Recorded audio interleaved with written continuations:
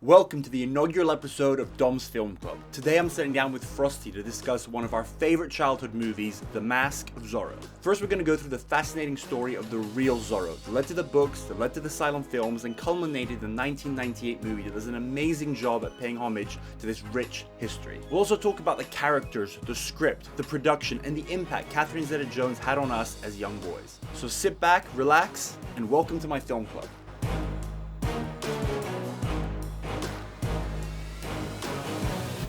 Frosty, welcome to the first ever episode of Dom's Film Club. Thank you. Today we're going to talk about one of our favorite movies, The Mask of Zorro. So let's just start off with, what does this movie mean to you? This is like a childhood favorite film. It's this kind of thing that there's a few selection of films where I can watch it at any point on. If it's on TV, I'll always watch it. It doesn't matter which bit it is. It's one of those films. So it's a feel good film, let's say. Yeah. Do you remember the first time you watched it? Yeah, I think so. I'm pretty sure I would have been 8 because it came out in '98, right? Yeah. And I remember seeing it in the cinema with a friend of mine, and I think both mums and maybe my younger brother, who would have been 5, I think, which is I think way too young to be seeing this.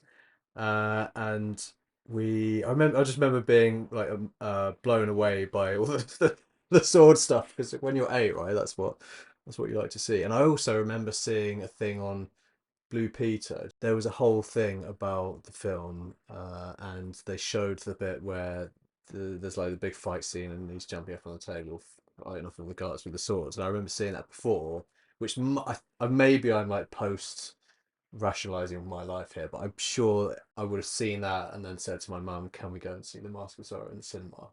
Which is clearly what we did. And I also kind of, this is a bit weird, but I also kind of remember being a bit overly stimulated by seeing Catherine Zeta-Jones. Let's leave it in that. Yeah, that for me, I didn't actually see it when it came out in the cinema. I was looking at pictures recently to try and figure out when it was in time. We were in Switzerland on a family trip, and it's one of those like grown up parties during the day where now I realized that they were drinking and they wanted to get the kids out of the way. And I was like put upstairs in a bedroom, and they like watch this, and they put the Mask of Zorro on. I remember sitting there by myself and being like, oh my god, she is the most beautiful woman in the world. And yeah, that's definitely for a kid. We were 10 years old when this came out. Catherine Zeta-Jones as like a straight young boy is definitely something that sticks with you the most. Yeah. But it's surrounded by like a really solid movie. Like you say, like the action is great. You've got to remember this is a pre-superhero era, and the action hero is both good but also fun. And yeah, as we'll talk about today, I think just an all-around well-made movie. Yeah, I mean, I'd say it has its cheesy elements to it, which you have to take with a little bit of a pinch of salt, given it was made however long ago. I watched it again yesterday, and my half Jenny said, "Oh, this was 20 something years ago." I was like, "Really? Was it?" Oh yeah, yeah, actually, yeah, it is. It's like, whoa, okay. It might kind of make sense, and like it's a '90s film, right? There was some cheesy stuff in there, but it still hits hard on the entertainment, I'd say. So the cheesiness is actually one point that we'll talk about later, because at various points, I'm gonna talk about the history of Zorro and how actually this movie does such a great job at tying in with so many elements of the history from the real person it was based on, the books, the movies. But one of the big things of both the books and the old movies is that it is super like almost slapstick. Like the first ever Zorro movie was a silent movie, and so it's very physical, it's very silly, the whole swashbuckler thing. And the last time I was watching it, I could really tell that exactly how you say, this super cheesy type of action, and I think it does a great job at doing homage to that, but without being like complete parody in itself. Well, I'm pleased to say that because I have never really thought about it, like the background or the character, or anything. The bit at the beginning that gives you the blurb and stuff. I've never really liked it. It literally just it's a guy with two swords. Like that is enough for me. Obviously, as a kid, that's what hooked me in. And I've never really looked back and thought, what is this about? So So it's. I'm glad you're going to do I've done this. a lot of research. So I've watched this movie probably 15, 20 times in my life. What about you? Well, I don't know, but probably similar. But one thing I would say, like I said before, I've probably seen it from certain points to the Yeah, end. yeah, yeah. It's the sort of film on the TV, whatever point it's in, oh, this bit's coming up next, so I'll watch that, and then inevitably you watch the whole thing in full. I don't know. Probably same, yeah. Well, you've come to the right place then, because so I've watched it a bunch of times, but it's only this last few weeks that I've really gone deep on the research about it. And as I say, it actually gives you a whole other appreciation because you realize that there's actually very few things in it that are random. And actually, there's a couple of points that I didn't actually get, and I'll be curious whether you agree with them when we get to them. But now they make sense because they actually have like a reason. So I'm gonna have to watch it again, At some point. which I will do, obviously. So if you were to describe this movie to someone who hasn't seen it before, what would be like your quick spoiler free like synopsis about what it's actually about? I would say, at the core of it, it's a film about a hero, right? That's um, As we'll say later, potentially the first ever superhero, but we'll talk about that later. a hero seeking revenge, and there's an element of family as well involved. I'd say that's kind of all you would need to know to get started. Yeah. Well, I guess for someone who knows nothing about Zorro, yeah, it's about a superhero in 1800s Mexico. There's a love story, there's a family story, there's a revenge story. There's a lot of things there, but as you said, it is just a fun movie. It's classed as action, adventure, comedy, and I would say that it absolutely hits all three of those. I was really glad to see that it is classed as a comedy because Yeah, it's quite a funny movie. yeah. That's one thing I picked up on most having rewatched it yesterday. There are funny lines in there that I Yeah. hadn't really clocked before. Particularly, I'd say the main villain. I think Yeah. he like doesn't get. I don't think he necessarily gets the credit. Do you mean Raphael or Captain Love? Well, actually both, but Both, yeah. more Raphael. I'd Yeah. say he's yeah. I think he maybe is the guy that, well, the actor that I think like came across the best having rewatched it again after a while. Where I thought actually he's really good. Yeah, yeah. I mean, we'll talk about that when we talk about the actors, but I think everyone really like does exactly what they were meant to do. So just some quick background. So the movie, as you said, came out in 1998. It was in development for over 6 years. Spielberg was working on it since '92. It got through multiple directors, multiple stars. We'll talk about all the different actors that were associated with this at different points, and then finally got made in '97, released in '98. It had a $95 million budget. Started on a $60 million budget, but it went over. It grossed $250 million. It was the 16th highest grossing movie of that year. 1998 was also the year that Titanic Yeah. and Armageddon came out. So what a year for film. I think you said you checked this, but let's see if you can remember slash guess. What do you think the IMDb score? What do you think slash remember that it was? It was in the sixes, from what I remember. So 6.8. How Okay. do you think that's does it justice? No, I'd say that's. I think that's fair. Maybe slightly under. Mm. I'd say 7 is probably where it. I'm firmly in the Rotten Tomatoes over IMDb camp. Where do you fall? Which one do you prefer as a Um, scoring system? I'd say generally 50-50. Okay. I'm happy to take both. So, and Rotten Tomatoes, critics versus audience. Do you want to I guess? I reckon it critically it's probably not great. An audience is much better, is what I would guess. So actually, critics 84% and Okay. audience 73%. So I was Oh, pleasantly surprised yeah. by both. Okay. I wouldn't have expected I that. would have expected the other way Yeah. around. But yeah, I think Okay. it was well received. I think people appreciated a lot of things we've talked about now of the Roger Ebert talked about the fact that it showed that you can basically have a fun movie, but there's also well made. Yeah. So it was appreciated. And then the final thing in our spoiler-free introduction: who would you recommend this to? Like, what would someone have to be in the mood for? Or what kind of person would you be like? You should watch The Mask of Zorro. Well, it's a pretty universal film. I don't think I think anyone, to be honest. But anyone that's got a particular soft spot for a kind of hero feel good type film. So I mean, that's pretty pretty, universal. yeah, it's pretty broad. It's not like the sort of thing, the kind of film where you're gonna want to find someone that's specifically gonna like it. It's pretty. Yeah. I'd say anyone. I think it's also very much a movie of our generation. So Oh yeah, I know 100%. my parents watched it and they understood what it meant to me. And it's like it's a good anyone who said this movie is shit is full of it. But Yeah. I think from them it was like a young person's movie when they were older. And I feel like Yeah. if like for example, when your son grows up, do you think you'll show this to him?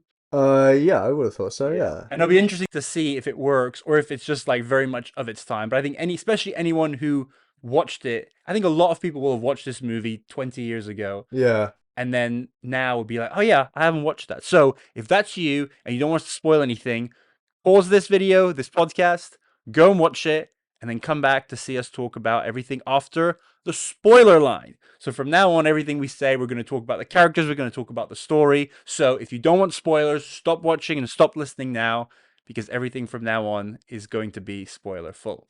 Let's start with the entertainment value of this movie. The reason I always start with this after we pass the spoiler line is because I think that at its core, no matter what, it can be great, crap, everything else we're going to talk about. A movie's got to be entertaining. So, what kind of entertainment do you think this movie gives best?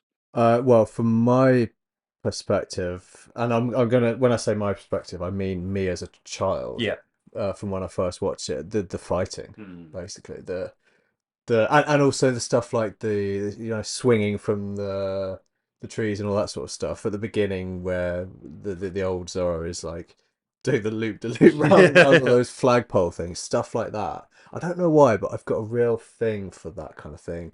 Uh, like a Robin Hood type film. The other thing I'd say as well, just having watched it again yesterday, it really felt to me like a slight rip off of Robin Hood, Prince of Thieves. It's Oh, like really? so many similarities between the two, and that obviously came out at the beginning of the 90s. It's like this. It's almost like this is the equivalent of Robin Hood, but in Mexico. Yeah, they're very much put in the same category because so as we'll talk about later, a lot of superheroes are heavily influenced by Zorro, and the only kind of characters that predate Zorro that Zorro is probably based on are Three Musketeers, Mm. Robin Hood, and I'm pretty sure like that's it. Like these are all, and obviously Zorro did different things. For example, the whole dual identity, the cave, Yep. which we'll talk a lot about how that relates to Batman. But yeah, there's definitely, I mean, the swashbuckling genre is very much comes from the Robin Hoods, the Musketeers, and then Zorro. So I don't think they definitely would have been inspired by those movies, not as much as like ripping them off. So it's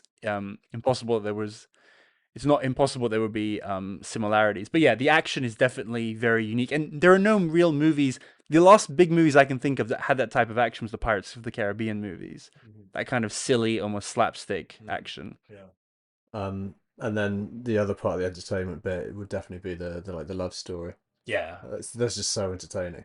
The love story, the chemistry those two have. Yeah. We'll talk about that extensively later. That kind of links back to I think as we both said, the hook for us as 8, 10-year-old boys watching this was she is so beautiful. But also as we'll talk about, there's a lot more to her character than that. Yeah. But it kind of makes that whole scene like at the center of the movie. And then obviously, yeah, her relationship with Antonio Banderas. I found, and I don't have kids yet, and you do, so I'm curious if this last time the whole father daughter relationship Yeah. throughout the story like that really last time I watched it that's the one that makes me the most emotional.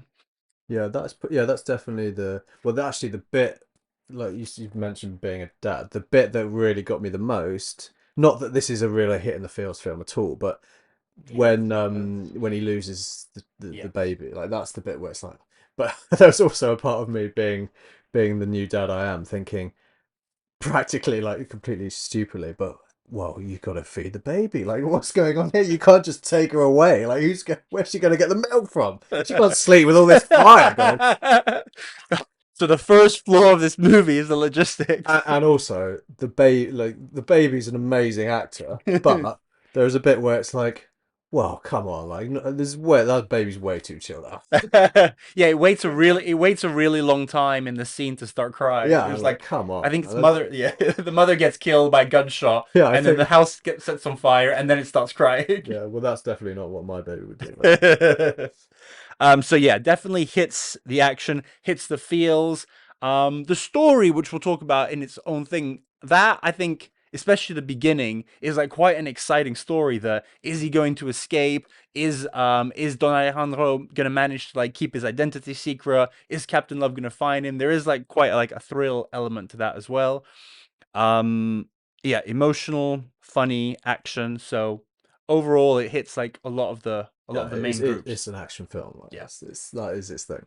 It's an action film, but I think a lot of action movies have the problem that you were talking about going between scenes where you could literally just jump. It's not, I would never just watch like, oh, these are the three main action scenes in the movie. No. I think this is me personally. I think for you, the action is very bigger even than it is for me. But for me, it's some of the stuff that happens between the action. I love the training montage scene. Like that's a good Yeah, well, one. I thinking about that yesterday. It felt like this is the bit of the film that I want to see the most, and the film that does it so well, I think, is Batman Begins, because that feels like it's a much more of a long, stretched out process.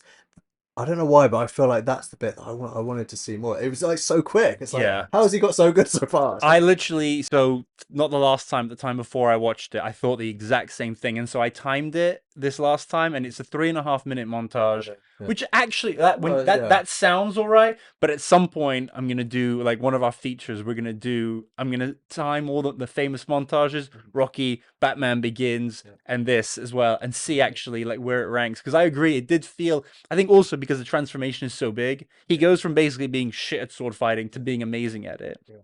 So now we'll talk about the story, which I think is always interesting because there are just some movies that the story's just there because, like, you need a story, and really it's just a canvas on which to have, like, especially for an action movie, action scenes to happen. But I think, and again, especially older, rewatching it, I think this is a really solid story, both the character story, but then the background story and like the plot with the buying California Hmm. back and everything. So I think the story is great. What were your thoughts on this later rewatch?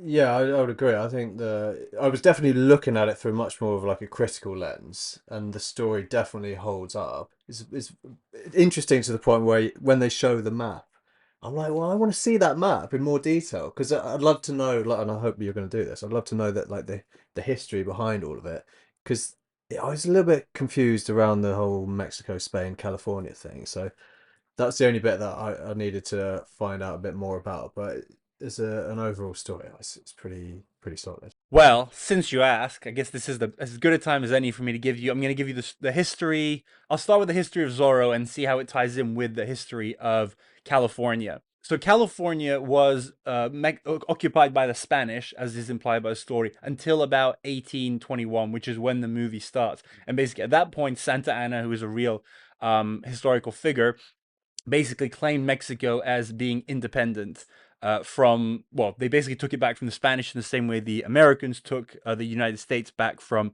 the British. So that is a real thing that happened. And then, from the 1820s until the 50s, California was part of the new state of Mexico. And basically, in the 40s, there was a war between Mexico and the United States, and the United States won, and they got California as a result of it. So from the 50s forever, California became part of the U.S. And that's all you really need to know for the history. Yeah. So you've got Okay. Spanish rule, Mexican rule, American rule, and it's very important for what I'm about to say about the history of Zorro. Zorro is based on a real person, a Mexican bandit called Joaquim Murrieta, which, if that name rings a bell, it's because that's the name of Alejandro's brother in the movie. Okay. So this is the real person Zorro was based on. His real story was that he was a Mexican miner in California after it became part of the United States and before the gold rush happened. And he was apparently quite a successful miner. There's a video, 20-minute video about the history of Zorro, which I'll put a link in the description, and it's super interesting and will give you far more details than I'm about to do. But so he was a successful miner, and basically, when the gold became known throughout the world and the Americans advertised it, a lot of Americans and people from all around the world came for the gold. And a lot of them didn't have the same success that he had had. So, long story short, they ruined his life. Some stories are that they raped and murdered his wife in front of him, and then abandoned him, and then left him for dead. Others, and both of these might have happened, was that they accused him and his stepbrother of being horse thieves, even though apparently they'd bought the horse legitimately, and then they lynched his brother or stepbrother. Basically, he was left with nothing, and it was all at the hands of American miners. And it was basically the Wild West at the time, and there was no law and order, and definitely not justice for a Mexican miner that had things stolen from by the Americans. So he went on a revenge spree and basically killed all the men who had. I think the main thing was killing his half brother.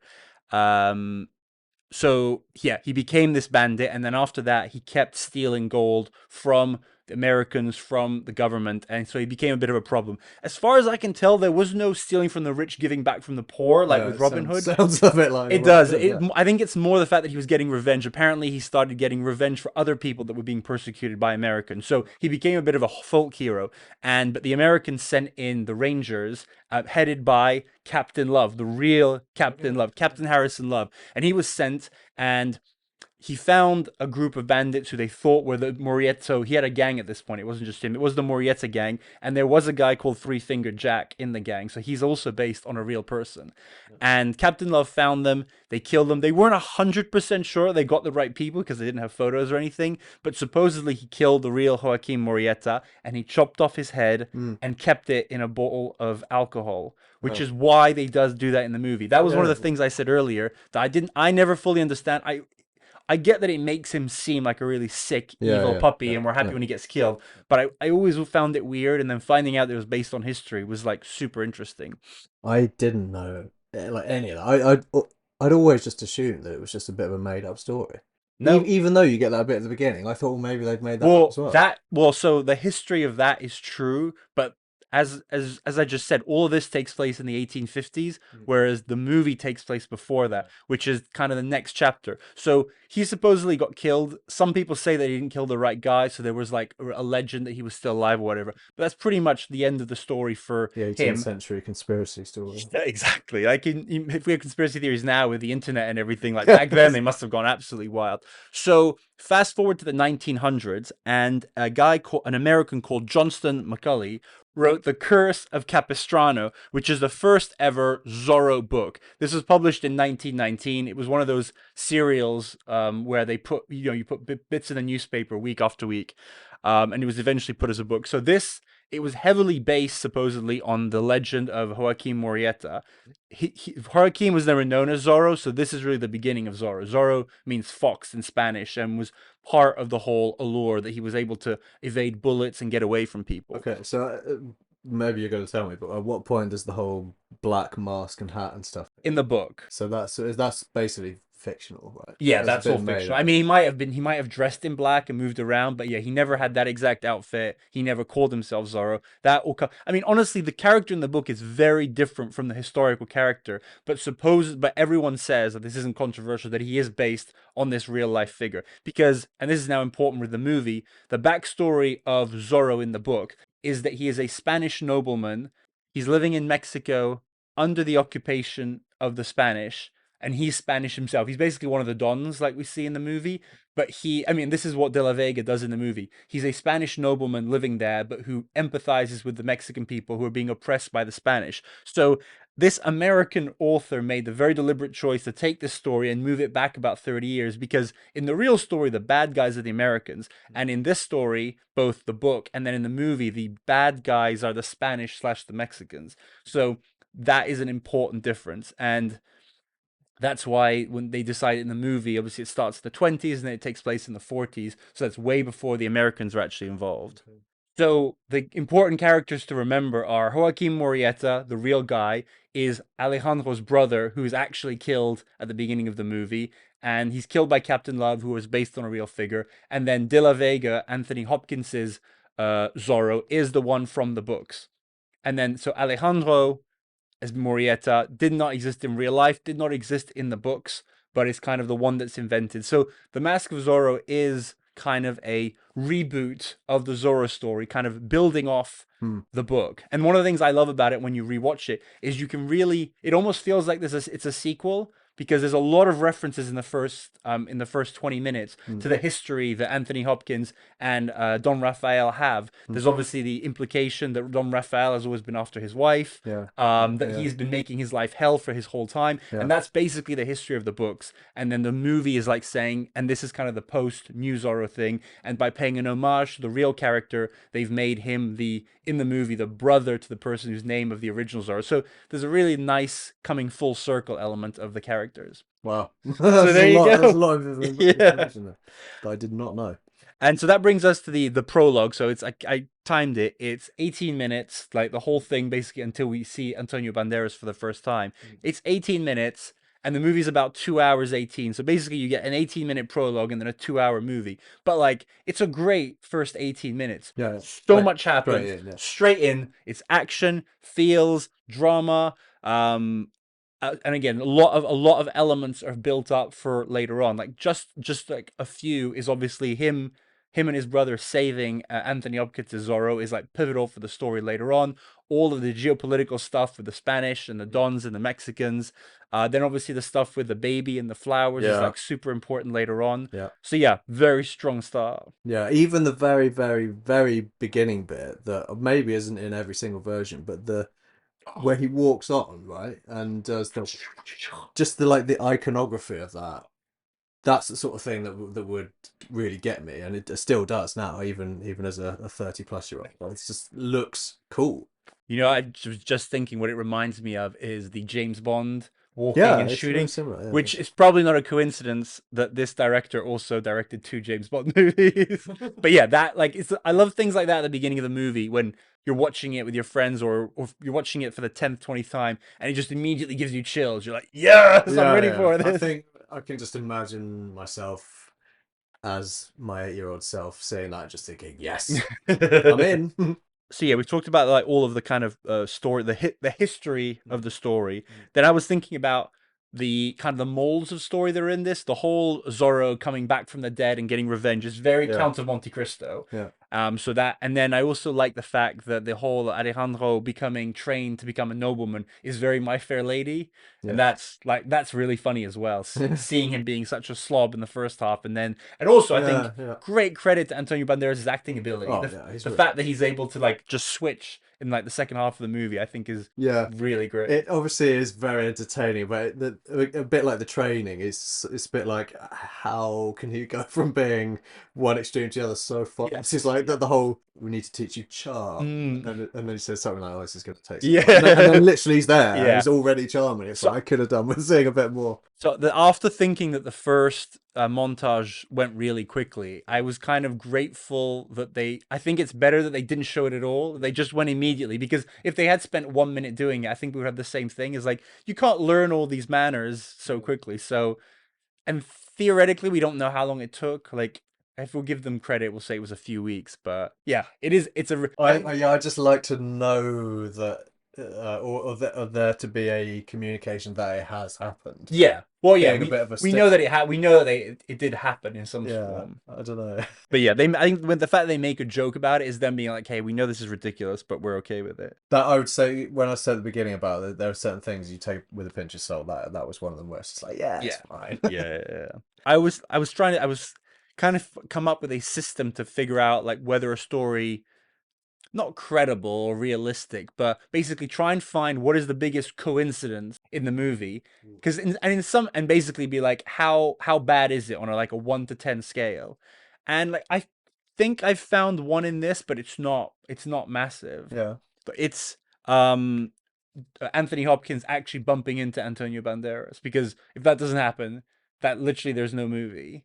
Oh yeah. Okay. Yeah. There's. But it's not. But I think in the grand scheme of coincidences that make a movie happen, it's not that bad. They both had a reason to be in the same city at the same time, Yeah. and yeah, then they bumped into each other, which is very convenient. That is also, and there's also the moment where Elena sees Antonio Banderas for the first time. Not that that is integral to the plot, but it's a bit like, oh, okay. It is important. And her being in the church as well when he runs in there to hide. Yeah, although I think at that point he is stealing horses from like the local, like from the barracks, and the barracks would probably be attached to the palace. So I think they would really be. I think that's less of a coincidence than him bumping into Anthony Hopkins. There's another very convenient coincidence at that point, which has got nothing to do with the story, but it's just one of those things where you think, "Oh, come on!" Where in that very scene where she sees him stealing a horse, and he like runs off, runs up the stairs, and it just so happens that the sun is right there. So when he sweeps his cape, it's all very like Yeah, but dramatic. stuff like that, it's like Yeah,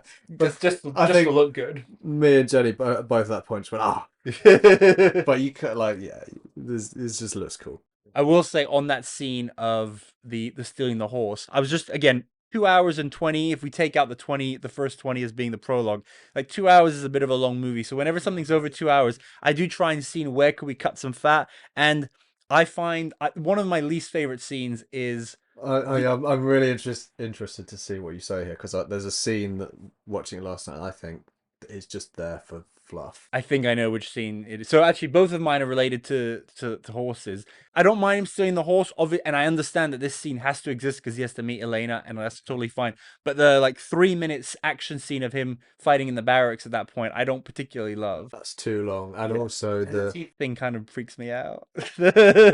As a tall person, seeing this poor giant get his face smashed in. But then I'm pretty sure the one you mean, the fluff one, is after he steals the plans. I think it's a 3-4 minute scene where he's on the horses chasing them. Does not serve any purpose. that was the one where I was like, because I was looking at it a bit more critically, I thought, and also because I hadn't watched it in full for such a long time, I was looking at the length and thought, that's really long. Like, I don't remember it being so long because it's basically a film of moments, really.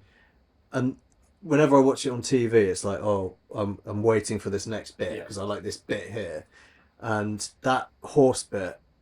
Watching it in full, you just think, oh, this is literally just entertainment for entertainment's sake. And there are some Was that what you bits meant in by the it. fluff? Yeah, definitely. And like the bit where the last remaining guy on the horse gets hit by the tree and Zorro jumps over the tree. Like that's entertaining. Yeah. As a kid, I'm like, yeah, but now you think. It's a waste of 5-6 minutes. And also, I swear when he's stealing the plans, it's all nighttime because you Yeah. have the big fire Yeah. Zed, and then when he's running away, it's all in the day. So one of my pet peeves with movies, and they all do it, and I'm sure it's just because of the shooting schedule. Whenever something starts at night, Yeah. and it can be 11 or 12, by the end of the scene, it's morning. And sometimes the scene can, even in the movie, the scene can have only supposed to have taken half an hour. It'll always be morning. So I think I'm guaranteed that by the end of the scene before the horses, that you can probably see daylight, and the idea is that the scene took all night or whatever.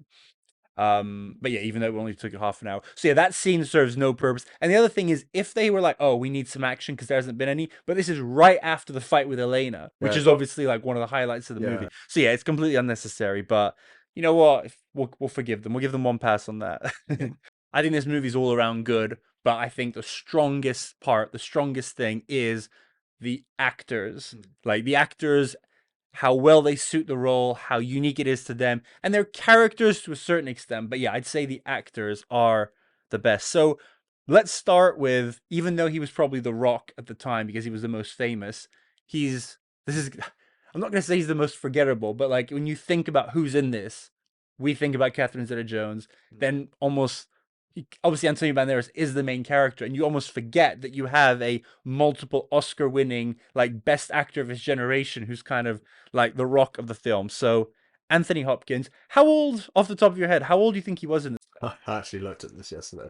So he would have been like in his 60s. Yeah, so which is crazy. Like He looks good. he looks great. We'll talk about it later. Because Antonio Banderas is actually now 2 years older than Anthony Hopkins was then, and he does not look nearly as good as Anthony Hopkins did. So yeah, I did some quick research on Anthony Hopkins' career, and he was one of those, like a lot of British actors, where he obviously started over here on this side of the pond, made a lot of stuff, built a reputation, and then like obviously he broke through in Hollywood with Silence of the Lambs is like his most famous movies, which is in '91, so it's only a few years before this.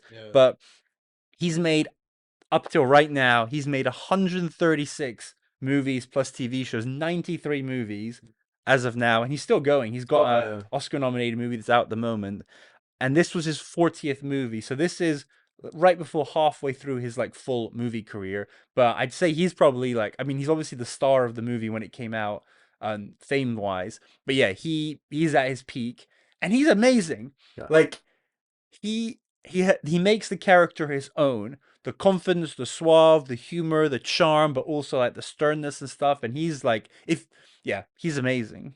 Yeah, I think I probably like him of all the characters. I think he is the best for me, even though the two younger main characters you think More exciting, they're but the more exciting ones. But Anthony Hopkins, he's just so good at it. I don't know what it is. It's hard to describe why he's so good, but he suits it so well. It's really I don't really know why. I can't really explain it. Yeah, no, I 100% agree. And I mean, he is just an amazing actor, and he just makes it his own.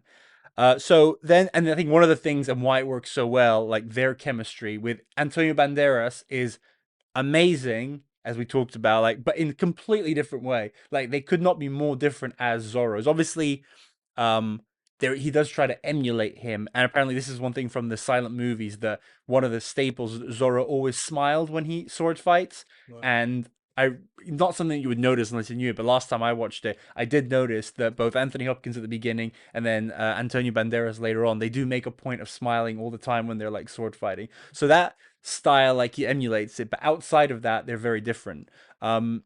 The in the books, so I forgot to say earlier, so I started reading the book The Curse of Capistrano. Honestly, I'm not recommending it.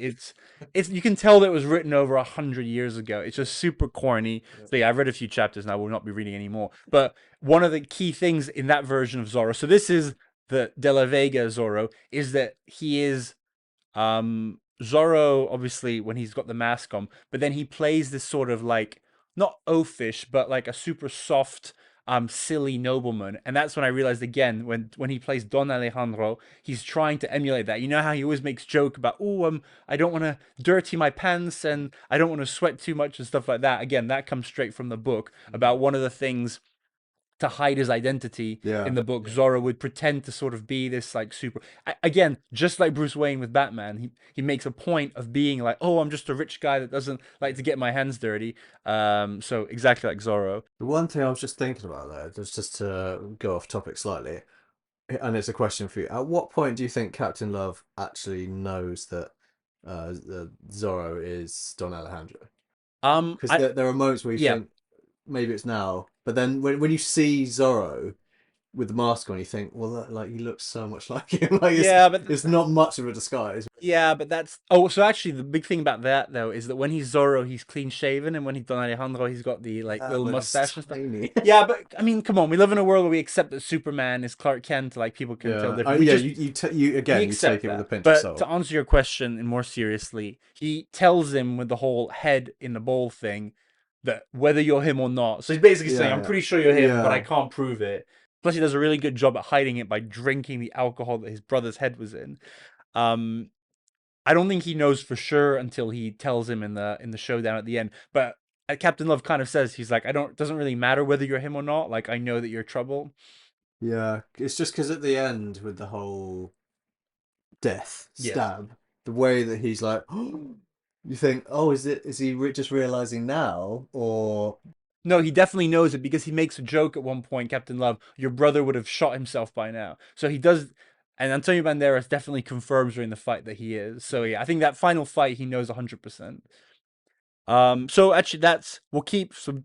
Well, let's just a couple words on Antonio Banderas' career. So he was acting. He started acting in the 80s in his early 20s, but he's not Mexican. He is actually Spanish, and he started off mostly in Spanish movies. Then he made his way into American movies. I completely forgotten this. He was in Philadelphia, the Denzel Tom Hanks movie where he I'm not seeing plays. that. Oh, it's very good. Yeah, it's. I mean, Antonio Banderas is definitely the weaker of the three, but Antonio Banderas, Tom Hanks, Denzel Washington. He plays Tom Hanks' boyfriend in it. You know the premise, right? No, I literally know nothing about It's it. about a gay man having HIV. So it's not a happy movie, but it is amazing. So he's in that. I think that was his big breakthrough onto like the U.S. into Hollywood. Then he was in Interview with Vampires, Desperado with Robert Rodriguez, who was actually originally at one point supposed to direct The Mask of Zorro. He's the one who brought Antonio Banderas on, but then he moved on. And then Zorro in 96, and I think this is his signature movie. He's been in loads of stuff, he's still around, but I think this is definitely the thing he's most famous for. We were talking about the bat. I think we'll keep Catherine Zeta-Jones best for last. But the villains, so you talked about how Dom Raphael, I checked the actor's bio, he hasn't really been in anything particularly Yeah, like I've not seen notable. him in anything No. else. Because I've not seen him in anything else. You only think of him as being that character. Yeah. He's just so cold, so cold. Yeah. Yeah, I think he comes across so well, Yeah. and like really believe you really fucking hate him, basically. And him and Captain Love are kind of two sides of the same coin. Like, obviously, they're both evil, Yeah, but like Captain Love is much more like he's disgusting. Like yeah, he will chop someone's head yeah. off, It's just weird. and And whereas Don Raphael's more of like a distance guy. But that conversation they have, I think the most important conversation about how evil they are is obviously when they talk about blowing up the mine and just killing all these people. And Captain Love's basically like, let's kill all those people. And Don Raphael's like, well, okay, if we have to. Like, he's very much like a pragmatist, like Yeah. evil pragmatist. There's a moment where Don Alejandro turns up to his house and tries to get invited, and Yes. he's trying to like charm him with all this Yes. stuff about the Queen and all the rest of it. And the bit where you can just sense his ego, like he's flipping Yes. between like is this 100%. right or not, and the way that he does that, the way he acts that is really really good. It's so believable. Yeah, that's a great point on both their parts because that the movie could fall apart there, be like, this is ridiculous. Why would he do this? But both the actor and then also stuff that's been said about him, about exactly you say, he's so driven by ego, he's a pure nobleman and everything. And say so the first step is getting invited to the party. The second step later on in the party is when they're like, don't let him out of your sight. After Yeah, the dance sequence, yeah, um, he talks to him and he's about to leave him, and then he says, oh, I would love to introduce you to court. yeah. And he's like, okay, well, let me bring you along. And again, that's key. If that doesn't work, the whole thing after that is ridiculous. But it's perfectly credible that he would just let this complete stranger into this meeting because he's an egomaniac. Yeah. I think just going back to the coincidence bit, I think that there's a few little coincidence bits in that whole party scene where he manages to end up in the room with all the dance and everything. I think the dance bit grabbing his attention to make sure that he sees what's going on, like how like they're just how do they know how to do that dance like that? I mean, again, You could argue that is fluff because you don't really need that, but it's so good yeah, that and it does like help with the whole relationship between the two of them and the mystery, her not really knowing who this guy is, and he's a kind of bit of a arrogant guy but yeah, also very intriguing, and there's a bit of mystery there, so and two you different sense that in the people. It way just that says they're that. like the way they move, the way they dance, there is that like push and pull Oh, thing, which is it's really beautiful. it's great, but you could argue that that's you Yeah, don't but I need put this in the same category as you were saying, the shot with the sun in the background. You accept that there are certain yeah, artistic liberties do. that that's how they get it. And yeah, and I guess the idea is that he learned how to dance as well. Part of his the montage. How do they both know No, how to do again, any dance scene where two people have never danced before. Well, I guess like certain salsa people, but a very particularly choreographed dance like that. I mean, when you see, no I don't know choreography? about this one, but you always hear about a movie. Oh, they trained for like 3 weeks to like Yeah. get this right, and it's like, oh, but in the movie they're supposed to have just done it. But it's just fun. Oh yeah, definitely.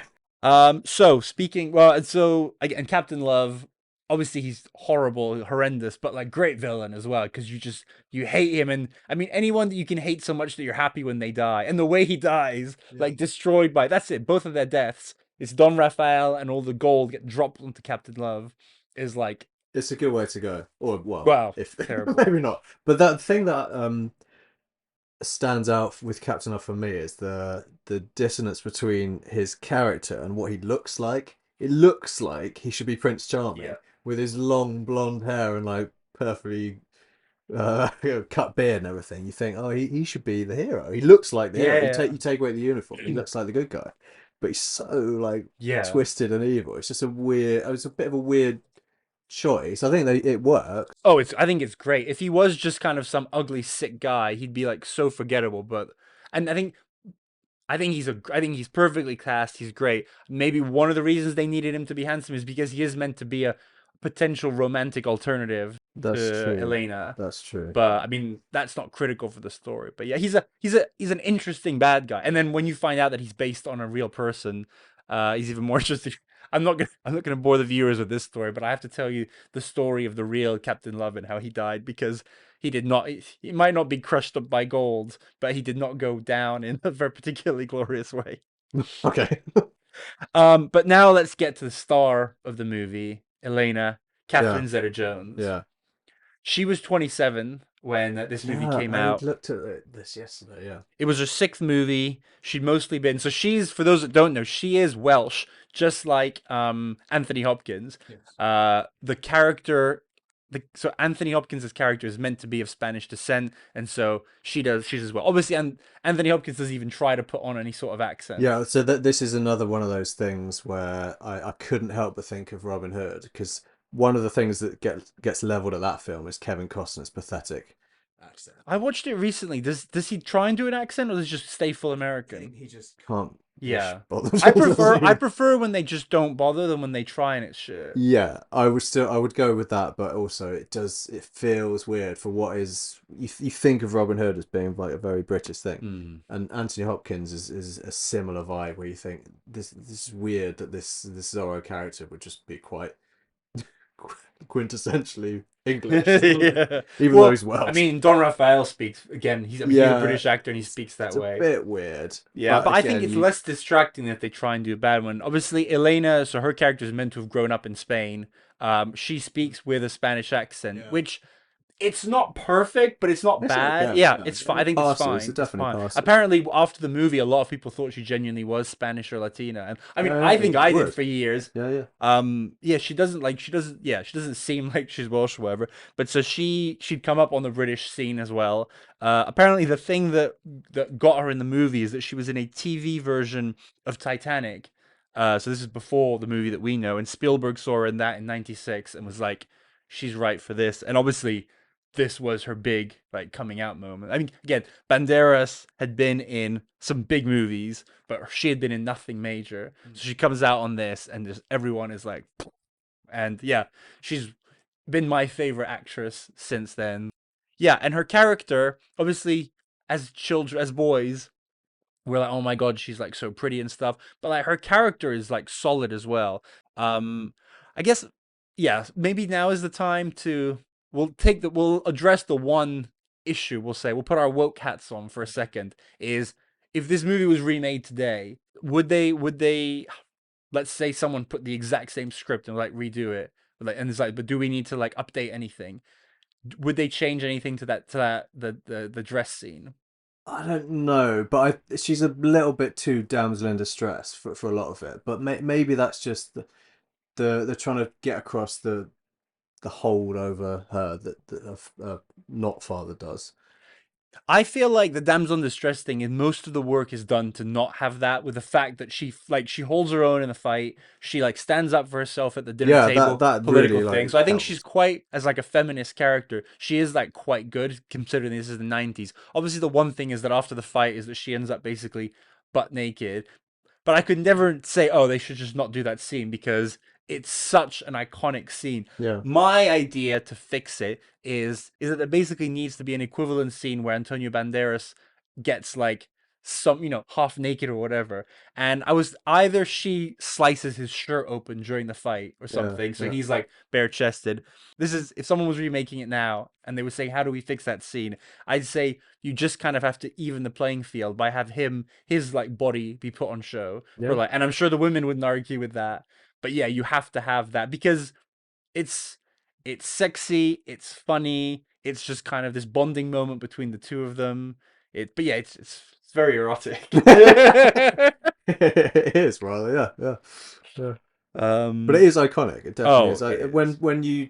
When you think about the scenes that you remember most, I think that's definitely one that comes up Yeah. because it's not the kind of thing that you don't see too much of that. No, It it's was quite an original idea. oh, definitely. I can't actually think a lot of the time things like that someone has tried to imitate them or spoof them or something, but I actually can't. I'm sure it's been done, but I can't think of any other movie that sort of like imitated that. Yeah.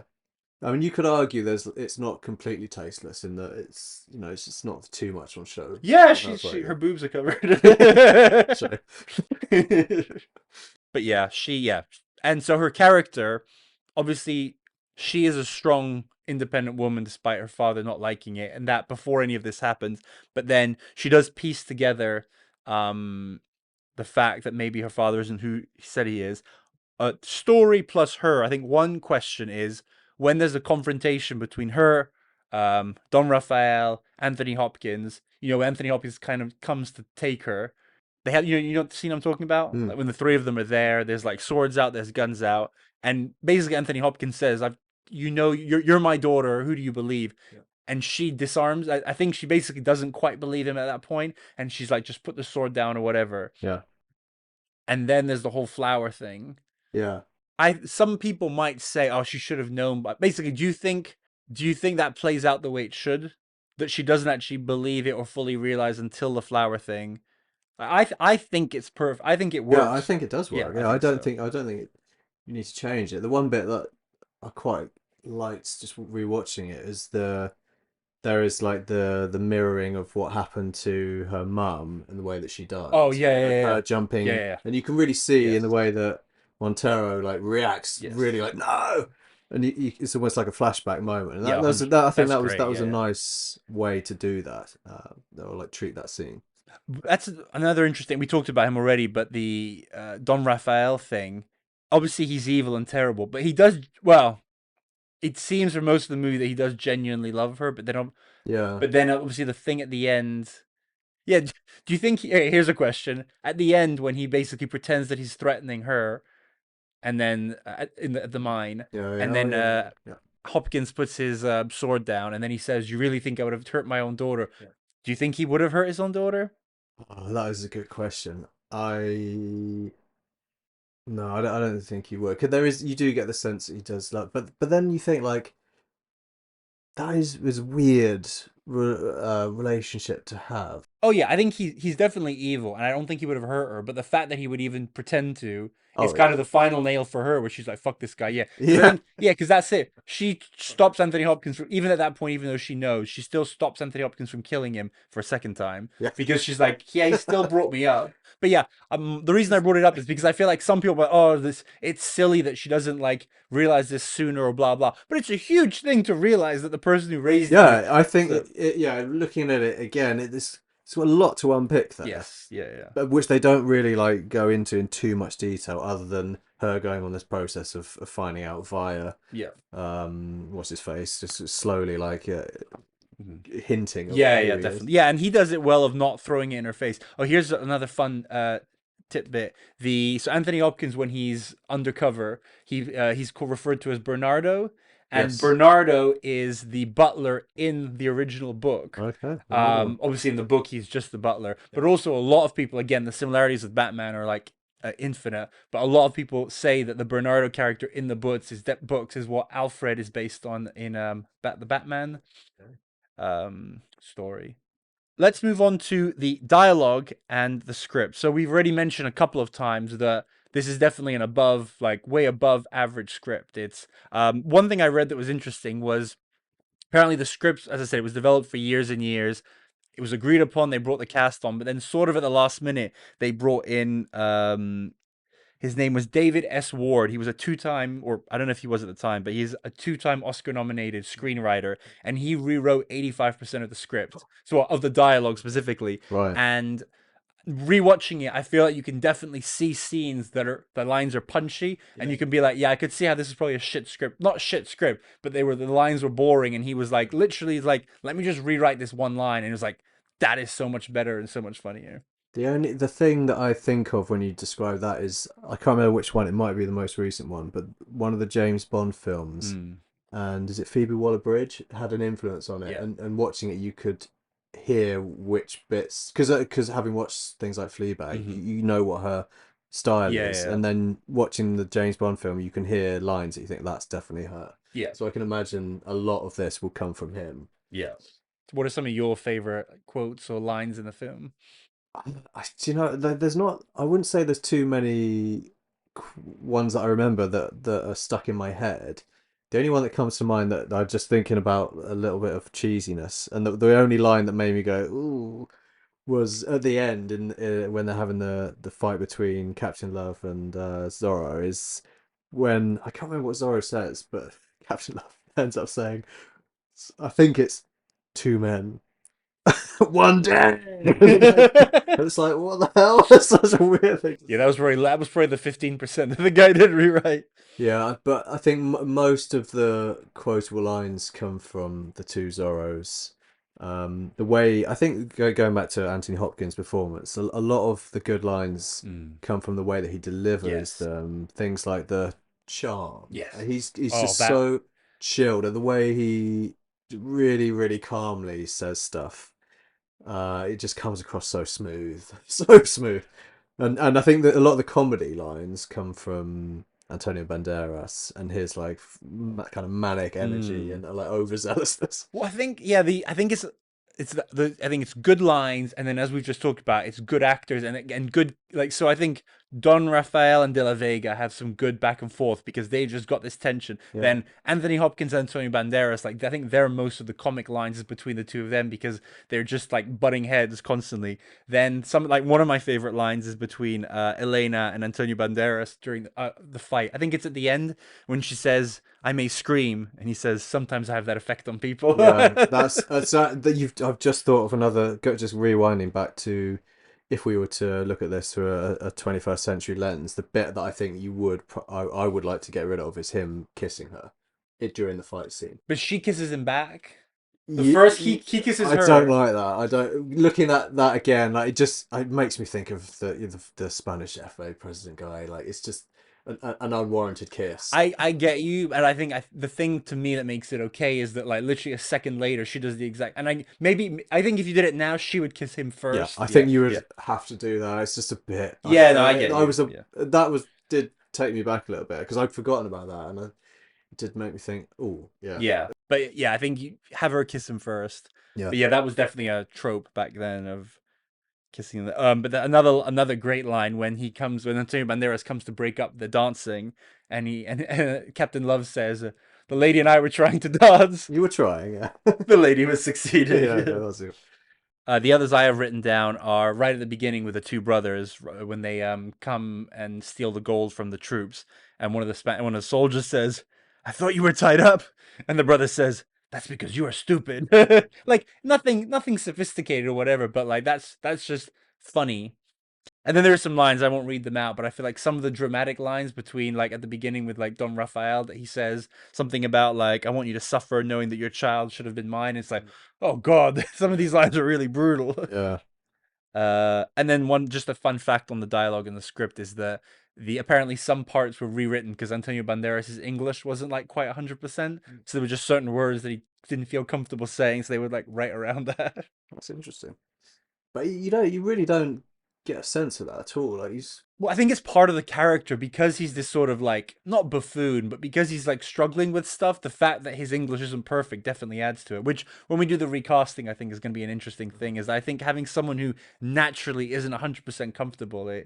I love that you said manic energy because that is exactly like yeah, to describe his energy. Except when he's pretending to be the nobleman and he represses all that. yeah. Which is why it's like, how has he done this? Yeah. Because you just don't see any of that before. Well, that like a lot of the time with an actor, if let's just put aside like people who are just bad, but when someone's good, the question is always, are you a good actor or is this just you and you're just playing you on screen? And for me, as soon as an actor can show whether it's in the same movie or in different range about playing two completely different things, but when it's the same movie, it's even more on display. I'm like, no, you're just a good actor, and yeah. So if I mean, I guess if he's not manic like that, which he probably isn't, is like he's just turning it on for those bits and turning it off for others.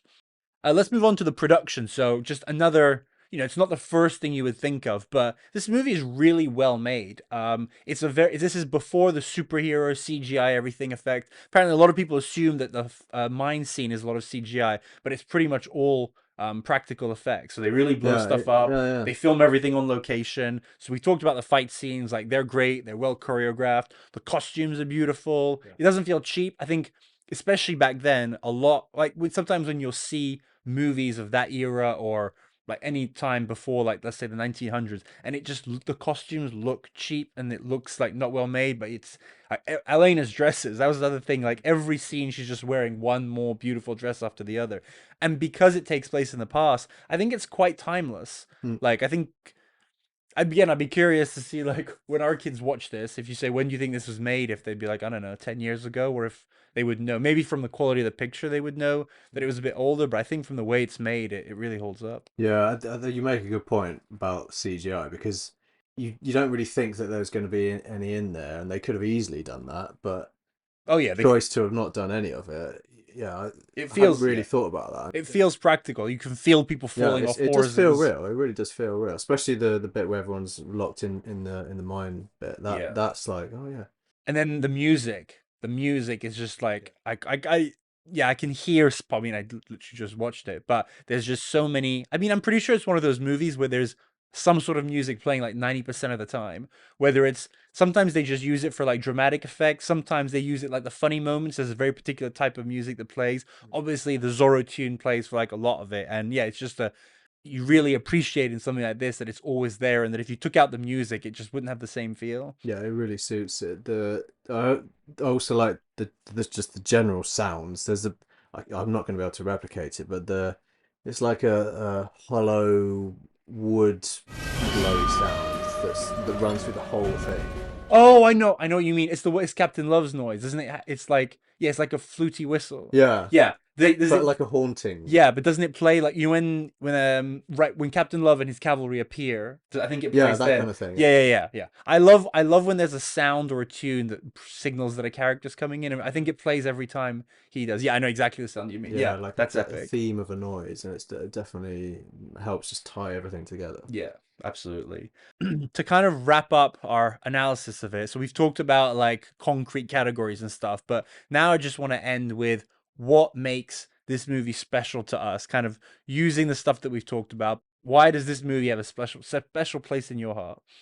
I think the core of it is the hero element, the guy doing good for the people because that's what he believes in, and doing it with it's like chasing this girl as well.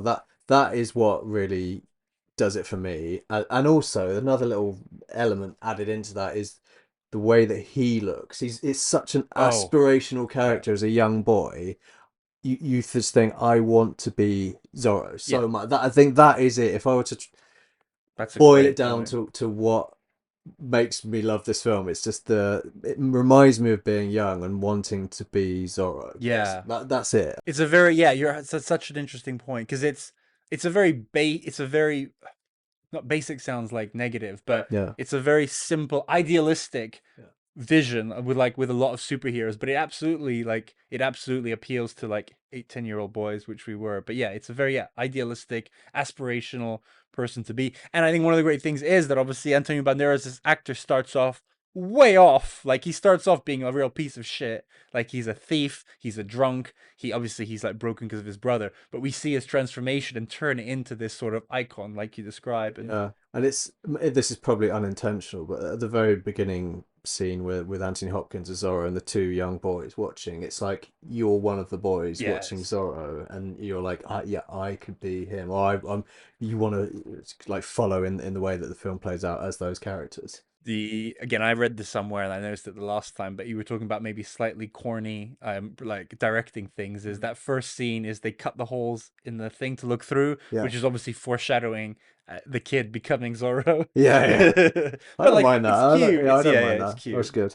But yeah, like as I said, I'm not gonna try and become too fancy. But for me, the first thing was just like Catherine Zeta-Jones on screen was just like a revelation to me. I'm not gonna try and be fancy. I love. I think, but that's what I love about movies is that they bring you in for like for one thing, and then you're hooked because of that, and you rewatch the movie over and over, and your like appreciation like expands. And I kind of like that's how I feel. Like actually, this was not a deliberate metaphor, but the circles with the training, it's like for me, Catherine Zeta-Jones is like the circle, but the more I watch it, the more the world expands. I mean, now I've learned all of this history, and as I said, like I found this is only the last time I watched it that I realized that all of these little details tie into the bigger history of Zorro and of Mexico, and I think that's what a lot of good movies do. It's you can't hook everyone with everything is and for some people it might be the Zorro character it worked for you for it might be the beautiful woman for someone it might be like oh I live in California it's the history of that and a good movie does is that it hooks you with one thing but then the more you watch it the more you appreciate everything and that's why if it's well done that works and if it's not it can be very disappointing to be like nope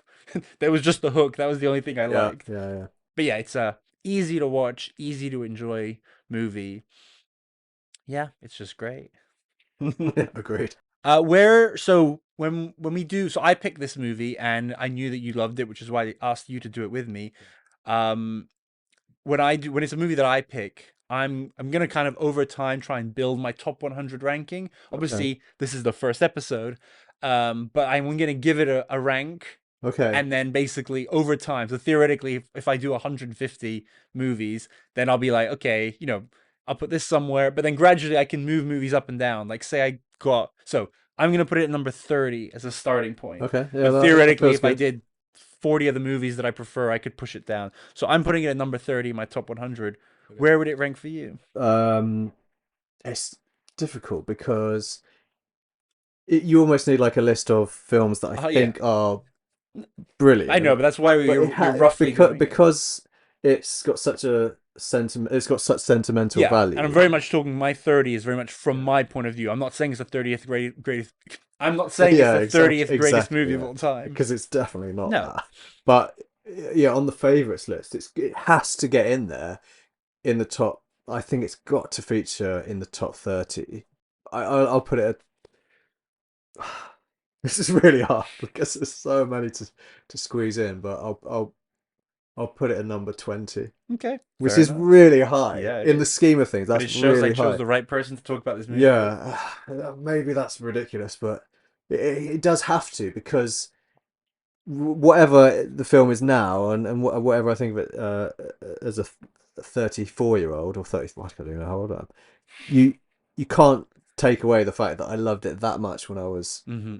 10, 12, 14, like all through those periods. So And you still enjoy it now because yeah, there are movies that I've felt that way, not stronger than this, but I watch now and I'm like, yeah, I get why I liked it as a kid, but it's not very good now. And you just that doesn't this yeah that doesn't happen with this one. no, it doesn't. No. And I mean, yeah, here's another big one of way of thinking about it is if I hadn't watched this movie, like if someone told me about it now and I'd never seen it before, I would be a different person. Like, we'll see. Maybe This is bold, Clay. well, okay, I'll tell you this. Maybe I'll cut this one out, but like, I think one of the reasons why my type is brunettes is because of Catherine Zeta-Jones in this movie. I Like don't for think me, so. for me, genuinely, for me, Yeah. this movie defined like a standard of beauty in women. It did for me. I'm not saying this is the bar, but I was like, this as an 8 year old, as a 10 year old boy, I think I was like, this is what I think, and I think every boy has, every person at some point, whatever your gender and whatever gender you're into, I think at some point someone has an image. Like for a lot of guys, it was Megan Fox in Transformers. This is like what I consider to be what I'm attracted to, and I know that yeah, for me, that was this with Catherine Zeta, which I know can that's seem like fair. that can seem like quite basic based on everything we've talked about, but like that was something that was like important for me, and I would be a yeah. It was so it's Yeah. it was a formative movie. Yeah, a similar kind of thing for me as well. The other to go off onto a different movie, Go just very for it. very briefly. The other character that did that for me was Cameron Diaz in The Mask. Same sort of Yeah, time, I believe, like mid 90s, maybe. 94. Oh, Yeah, okay, a bit yeah. earlier, but yeah, her in the Mask was definitely. I think that yeah, that was probably That the I definitely wouldn't have watched that when it came out. So yeah, the reason I'm thinking they came out at the same time is probably because I watched them Yeah, then. but that's because I only watched The Mask for the first time literally last year. That would be so weird. Yeah, exactly. Such a weird experience. Exactly. That's Because exactly what it I was. have not seen that film for a long time, but I can imagine watching that now, thinking, "Ooh, this is weird." Yeah, it is very weird. Yeah, yeah. All right, so that's enough with the serious stuff. Now we're gonna do the fun stuff. Okay, so it's 7 questions that follow the 7 categories we talk about. Sunita in the pilot episode got 6 out of 7, so no pressure, Okay, good. and they are meant to be quite hard. So she just did really well. Oh God, So, first question on the background of the movie. What was the show, the British show that made Catherine Zeta-Jones famous? I deliberately didn't bring it up earlier. I have no idea. Darling Buds of May. Oh, I've heard of that, Yeah. but I wouldn't have. I would never have been able to guess that. No. So, on the story front, why do Don Raphael and Captain Love decide to blow up the mine? To cover the fact that they're using gold from the guy they're trying to buy it off. Yep. Uh, Actors. How many Oscars do Anthony Hopkins, Antonio Banderas, and Catherine Zeta-Jones have between them as of now? Oscar wins. Oscar wins. Well, I don't know. Like the only one of those three that I know is one Oscar is Anthony Hopkins. So I'll say three. Yeah, it is 3. Oh, good But guess. it's That was it. That was a guess. so you win. Anthony Hopkins has 2. Catherine Zeta-Jones won one for Chicago. Yeah. Also, her only nomination. I couldn't find. She's never Okay. been. So yeah. Chicago. Uh, Dialogue. We actually talked about this one. What makes Elena realize that De La Vega is her father? The flowers. Yeah. Do you bonus point if you can name the flower? Oh no. Okay. Did you have it? Yeah, Romnea. Yeah, I never But you can get still that. get it. Concave brand tracking questions. Are there any brands in this movie? Okay, you got to assume no. Okay.